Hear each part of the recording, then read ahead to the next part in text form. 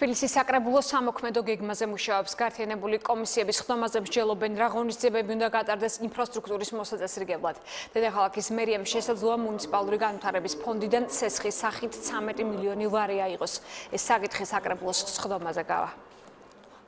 ცენტრალურმა მთავრობამ გამოყვა 10 მილიონი იმ შედეგების აღმოსაყრელად, რაც არის დაკავშირებული ამ ცნობილ მოვლენებთან. დამატებით ამისა, თბილისის მთავრობამ გადაწყვიტა, რომ 18 მილიონზე დაიწყოს მოლაპარაკება, რომ აიღოს ცესხის სახით იმ ინფრასტრუქტურის გამოსასწორებლად, რაც დაზიანდა ქალაქში. საკრებულო საგანგებო რეჟიმიდან გამომდინარე, დღეს განიხილა დასაწყისში, რომ ნება მისცა უკვე თბილისის მთავრობას აიღოს ცესხი, ხოლო დაახლოებით რამდენიმე დღეში უკვე თბილისის მთავრობა წარმოადგენს ახალ კორექტირებულ დოკუმენტს. 18 მილიონი ცესხის აღების თაობაზე მუნიციპალური განვითარების ფონდიდან დედაქალაქის მერია აიღებს ცესხს.